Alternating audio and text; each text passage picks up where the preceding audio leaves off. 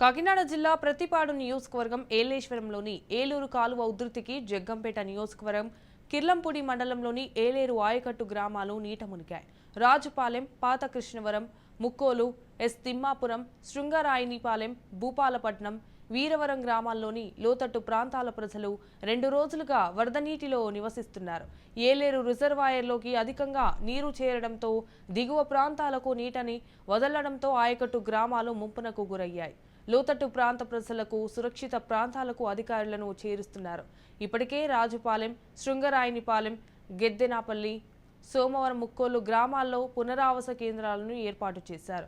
మరోవైపు ఏలేశ్వరం ఏలేరు ప్రాజెక్టుకు వరద నీరు ఉధృతి పెరగడంతో ఈరోజు 6వ గేటు ఎత్తి సుమారు 27,000 క్యూసెక్కుల నీటిని విడుదల చేశామని అధికారులు తెలిపారు. ఇప్పుడు ప్రస్తుత నీటి మట్టం 85.85 మీటర్లు ఉంది.